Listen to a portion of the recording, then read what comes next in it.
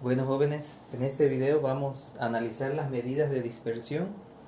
El video anterior analizábamos las medidas de tendencia central y si recuerdan decíamos que esas medidas lo que hacían era representar un conjunto de valores, un conjunto de datos en un único valor numérico.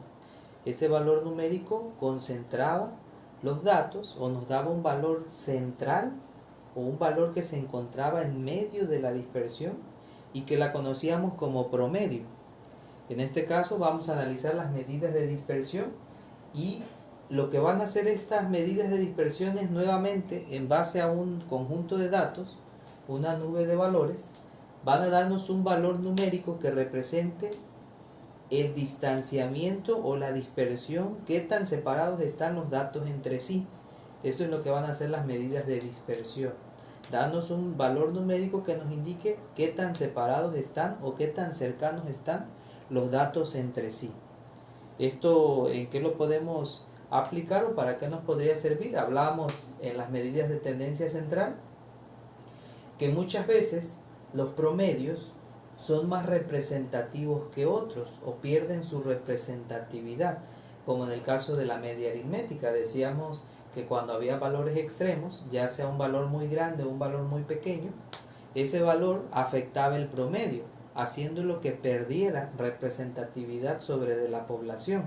Es decir, el número que nos arroja no representa adecuadamente a la población o no nos indica adecuadamente lo que la población es en la realidad con respecto a la variable de interés.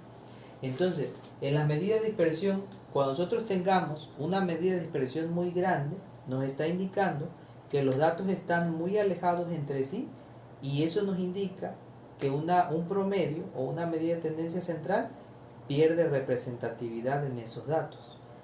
Caso contrario, cuando la medida de dispersión sea muy reducida, muy pequeña, nos estaría indicando que los números se encuentran muy cercanos entre sí y esto nos indica a su vez que un promedio en ese conjunto de valores es muy representativo de la población. Ustedes en sus ejercicios de medida de tendencia central se dieron cuenta que cuando los datos o cuando hay valores extremos en los datos, la media aritmética se aleja mientras la moda y la mediana permanecen un tanto cercanas. Cuando no hay valores extremos, o sea, los datos están más cercanos unos con otros, la media aritmética, la mediana y la moda se encuentran muy cercanas entre sí. ¿Sale? Bueno, vamos a analizar las medidas de dispersión y dentro de las más populares vamos a tener el rango, la varianza y la desviación estándar.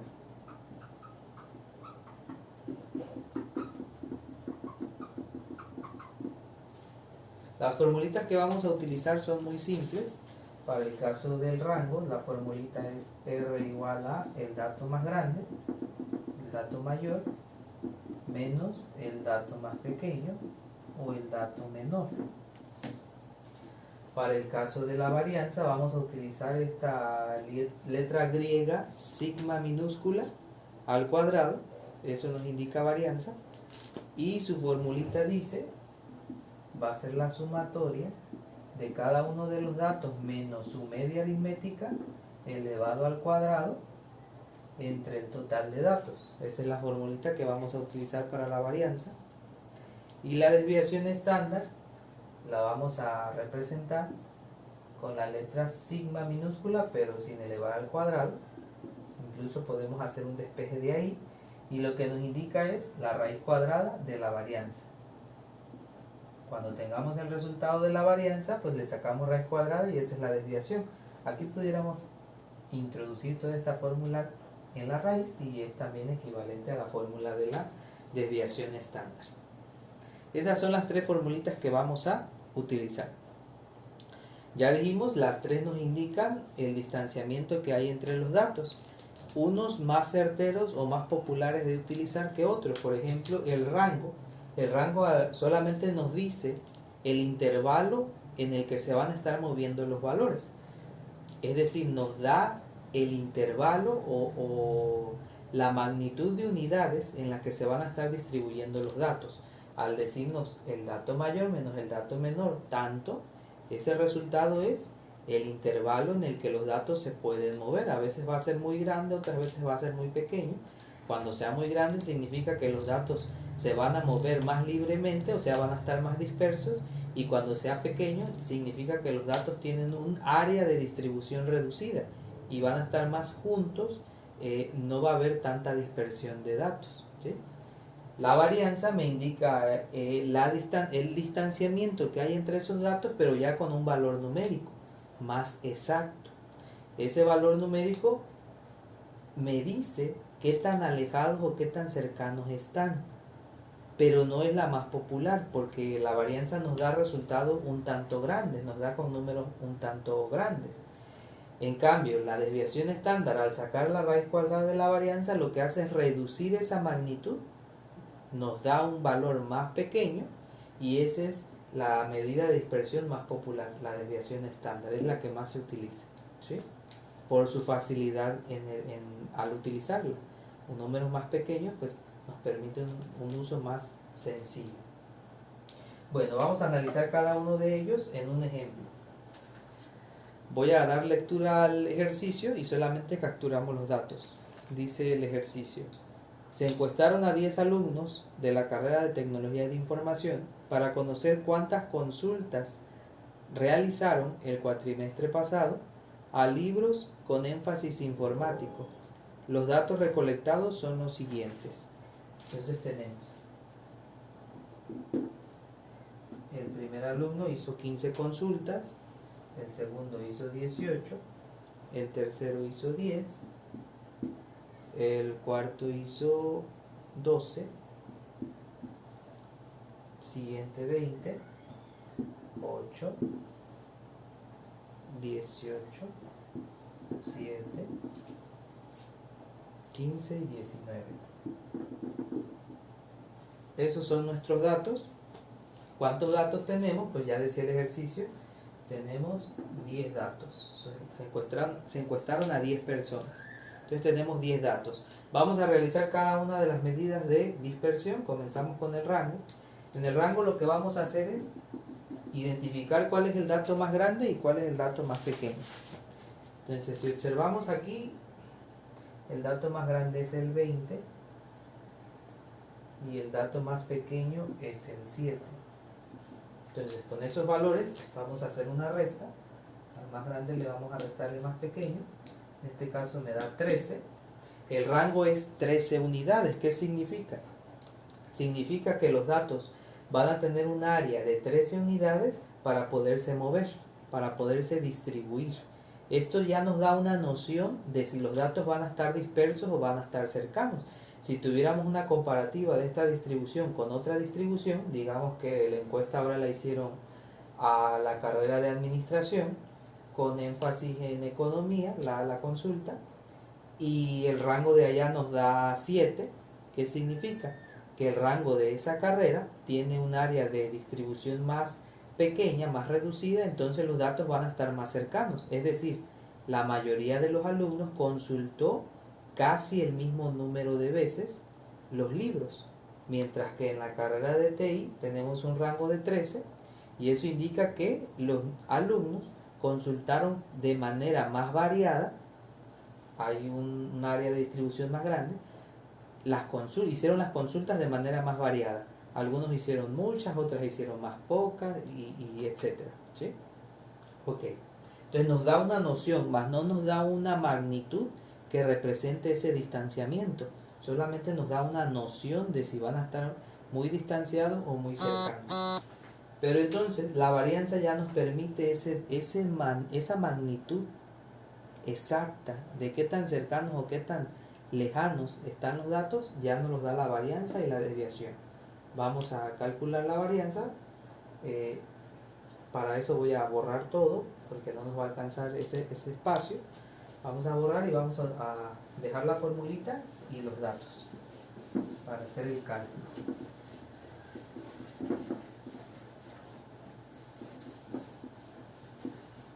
Vamos a colocar aquí los datos nuevamente, pero los vamos a colocar ahora vertical para que podamos trabajar con mayor área.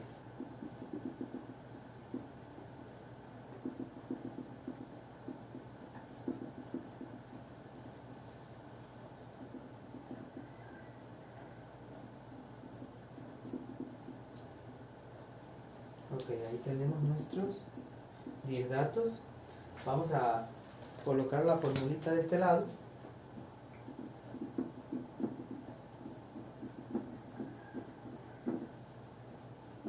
Ahí está. ¿Sí? Entonces vamos interpretando la fórmula. ¿Qué nos dice? Dice, necesitamos sumar cada uno de los datos que recolectamos. X es cada uno de los datos que nos arrojó la encuesta, menos su promedio. Ya que hicimos la diferencia, la resta, vamos a elevar cada uno de esos resultados al cuadrado. Ya que tengamos esos cuadrados, ahora sí los sumamos todos. Esa es la sumatoria. Y ya ahora sí que tengamos ese resultado, lo dividimos entre el total de datos, que en este caso es 10. Ya decíamos que n para este ejercicio son 10. ¿Sí? Ok, entonces tenemos todos nuestros datos. Como ya se dieron cuenta, pues necesitamos la media aritmética, el promedio. Vamos a calcular la media aritmética. Sumamos todos estos valores. Vamos a sumarlos. Y aquí tenemos como resultado 142. Y lo vamos a dividir entre el total de datos, entre 10. La media aritmética nos da entonces 14.2. Esa es nuestra media aritmética. Entonces lo primero que vamos a hacer es esto. A cada dato le vamos a restar su media aritmética. Ya decíamos aquí la media aritmética. Pues es esos 14.2. Y se los vamos a restar a cada uno de los datos.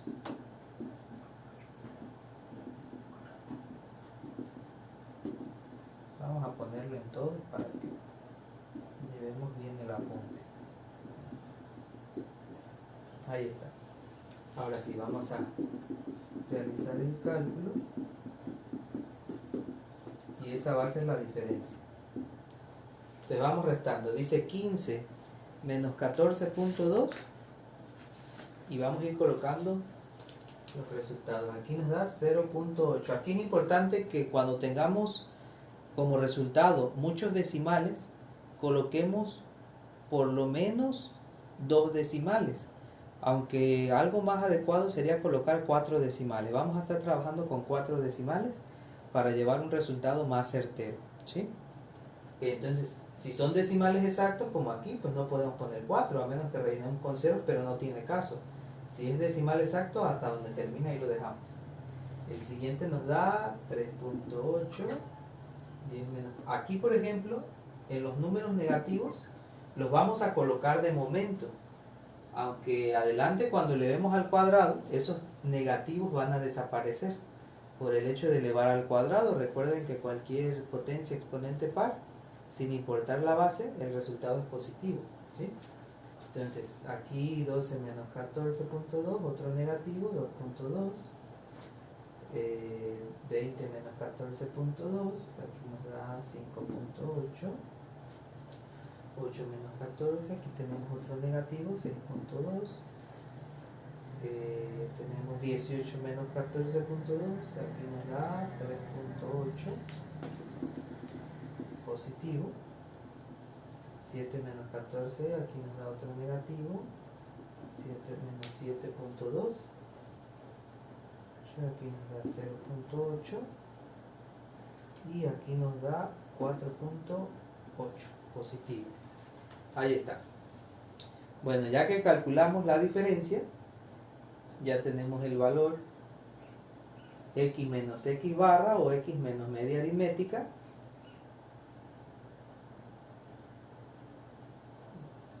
¿Qué vamos a hacer ahora? Tenemos esto de aquí. Vamos entonces a elevar al cuadrado. Cada uno de estos valores los vamos a elevar al cuadrado. ¿Sí? Y eso es lo que vamos a colocar en esta columna. Elevamos al cuadrado cada uno de esos valores. Entonces, ¿cómo nos quedaría? Ahí al elevar al cuadrado es donde va a perder el signo cada uno de los que sean negativos. Todos van a ser positivos. 0.8 al cuadrado, aquí nos da 0.64. 3.8 al cuadrado, 14.44. Aquí menos 4.8 pierde su signo y se vuelve positivo, 23.04. Aquí otra vez se vuelve positivo, 4.84. 5.8 al cuadrado, 33.64. Aquí nos están saliendo decimales exactos, por eso solamente colocamos 2. Si hubiese algún decimal infinito, vamos a colocar 4. Pero aquí son decimales exactos, solamente llevamos 2. 6.2 al cuadrado, 38.44. 3.8, 14.44.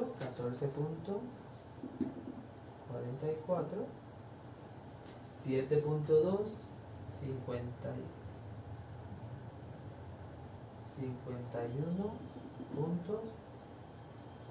51.84. 0.8, ya lo teníamos. Y 4.8, 23.04. Ahí está. Ahí ya elevamos al cuadrado cada una de las diferencias, si eran positivas o negativas. Aquí se convirtieron todas en positivas. Y hasta ahí tenemos esta parte de aquí. ¿Qué nos falta en el numerador? La sumatoria. Vamos a sumar cada uno de estos valores. Sumamos cada uno de esos valores. Y ahí tenemos como resultado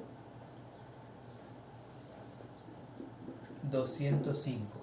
Ahí ya tenemos el resultado de la sumatoria.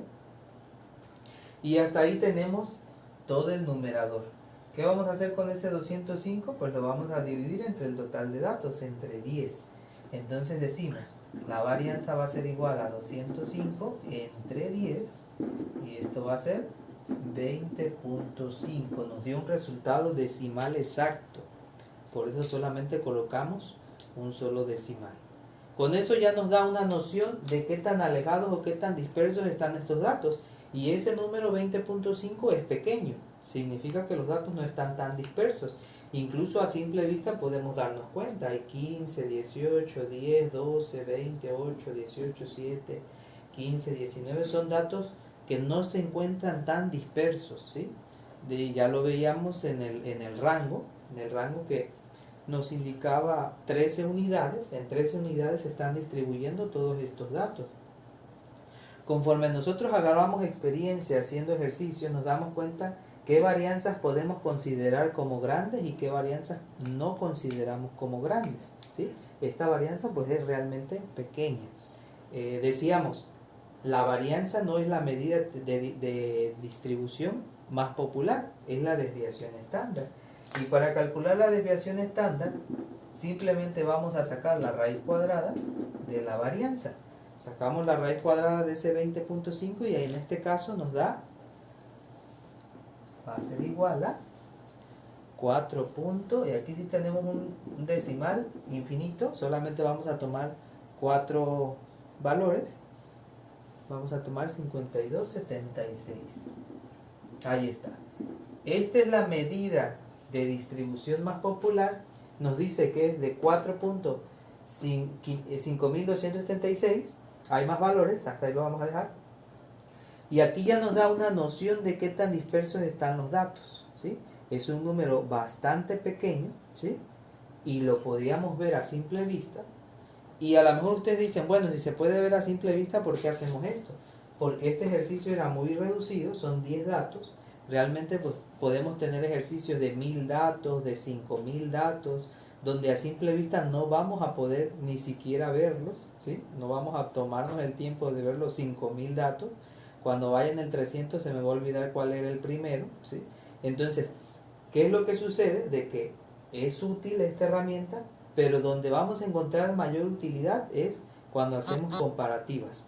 Cuando podemos comparar un conjunto de datos con otro conjunto de datos, ahí es donde toman mayor sentido las medidas de dispersión, ¿sí? Bueno, vamos a dejar una actividad en la plataforma para que practiquemos estas medidas de dispersión.